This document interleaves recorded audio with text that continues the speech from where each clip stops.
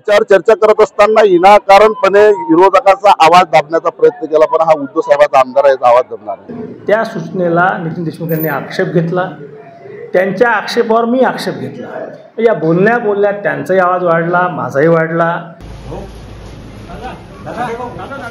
आणि प्रेसवाले press entry आहे कसं नंतर तुम्हाला सगळी ब्रिफिंग नंतर कोणी दबाव आणून असं दाखवत असेल की आम्ही दबावाने आमचं काम करू शकतो, तर आम्ही काय हातात हे थोडीच केलेलं आहे.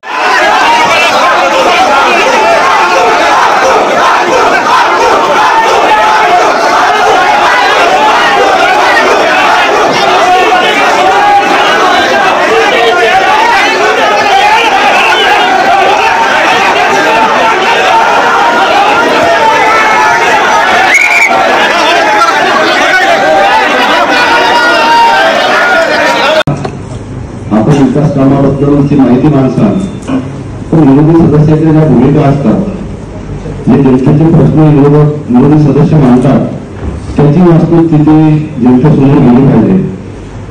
म्हणून माझी विनंती आहे की मागील 5 वर्ष बच्चूभाऊ कडू पालकमंत्री होते, देवेंद्रजी फडणवीस या जिल्ह्याचे पालकमंत्री होते आणि विखे पाटील सुद्धा पालकमंत्री होते. त्यांच्या कारकिर्दीत नेहमी पत्रकार मंडळी सभेला उपस्थित होती. माझी विनंती आहे, शेवटी आपण सभेचे अध्यक्ष, परंतु आपण पदाचा योग्य वापर करसाल अशी माझी विनंती आहे. पदाचा आपण दुरुपयोग करणार ना, म्हणून माझी विनंती आहे की आपण पत्रकार मंडळींना सभागृहात आमंत्रित करावं. सन्माननीय आमदार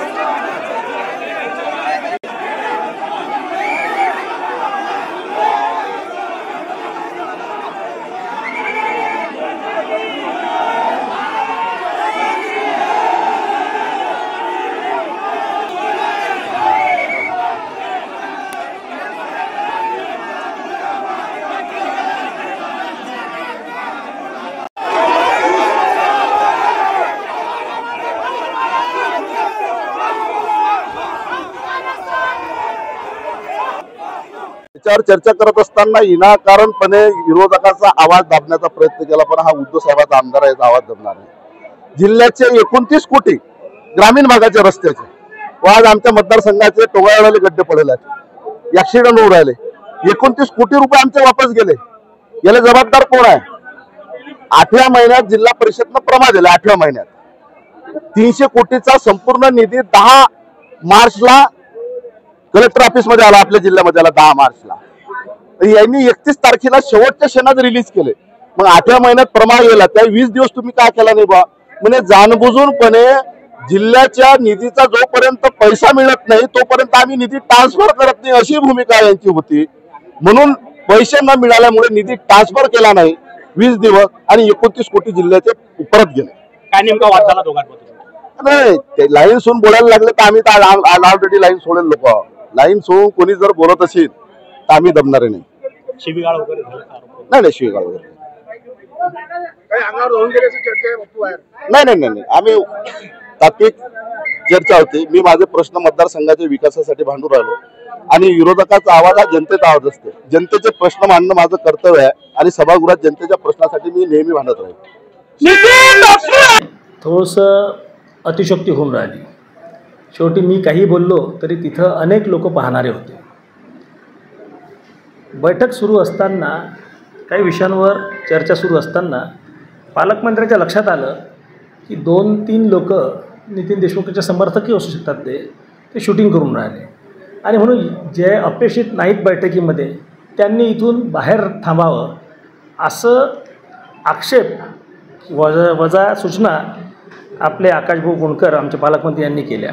त्या सूचनेला नितीन देशमुख यांनी आक्षेप घेतला. त्यांच्या आक्षेपावर मी आक्षेप घेतला. या बोलल्या त्यांचाही आवाज वाढला, माझाही वाढला. ते खुर्चीवर उभे राहून बोलले, मी खुर्चीवर माझ्या ठिकाणी उभं राहून बोललो आणि 3 मिनिटांनंतर परत आपलं बैठकीचं कामकाज सुरू झालं आणि नंतर 1 तास जवळपास हा प्रकार घडल्यानंतर 1 तास बैठकी झाली, सरळ आटोपलं.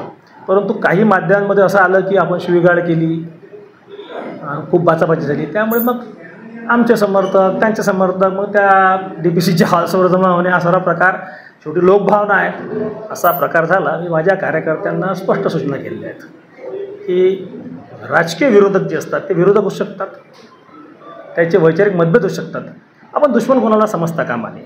आणि सत्ताधारी आमदार असताना, भारतीय जनता पक्षाचा एक पाईक असताना मी थोडंसं संविधान, प्रथा, परंपरेला मानणारा माणूस आहे आणि माझ्यापर्यंत मी विषय तो तेव्हाच संपवलेला आहे. मी त्यांना शिव्या दिल्या नाहीत, त्यांनीही मला शिव्या दिल्या नाहीत. उच्च आवाजात बोलणं झालं हे मात्र नक्की. आणि प्रेसवाले प्रेस एंट्री आहे कसं? नंतर तुम्हाला सगळी ब्रिफिंग नंतर आपण मागे म्हटलं होतं हो म्हणून. हो म्हटलं होतं, पण असा नियम नाही ना काही. मी तुम्हाला नंतर ब्रिफिंग देतो ना. तुमच्या नियमात म्हणजे तुमच्या अधिकार तुम्हाला माझे नियम नसतात हे. नाही, तुमचा अधिकार. ही जिल्हा नियोजनची जी बॉडी आहे ही संविधानिक बॉडी आहे. ही माझ्या मालकीची नाही आहे. यांच्या नियमातच बसत नाही तसे हे नियम आहेत. बावनकुळे साहेब करतात म्हणून सगळ्यांनी केलं. मी काय म्हणतो आपण करू ना असं दरवेळेस आग्रह मी सगळी माहिती तुम्हाला देणार आहे. जनतेच्या प्रश्नावर मी सगळी माहिती देणार आहे. मी सगळी माहिती तुम्हाला देणार आहे त्याची. एकीकडे आपण म्हटलं की आमचा कारभार पारदर्शक आहे आणि मी सगळी माहिती तुम्हाला देणार आहे. ही संविधानिक बॉडी आहे, ही माझ्या मालकीची नाही आहे. त्या नियमात जर बसत असेल तर आपण स्वागत आहे. त्यात नसेल अधिकार माझे अधिकार नाही आहे ना. कायद्याचे अधिकार काय नेमका होतो कशामुळे वाद हे मी याला शब्द म्हणणार नाही. विकासाच्या मुद्द्यांवर बऱ्याच गोष्टीवर मतांतर होत असतात. त्यातला एक हा भाग होता. आज मीटिंग चालू होती, मीटिंगमध्ये वाद झाले असते आणि ज्या प्रमाणात न्यूज चॅनलमध्ये दाखवण्यात झालं की एकमेकांच्या अंगावर जाऊन गेले असं झालं तर मग कोण ना कोणी तर मीटिंगच्या बाहेर पडलं असतं ना. मग सर्व मीटिंग आम्ही सोबत संपवून आम्ही मीटिंगच्या बाहेर सोबत आलो.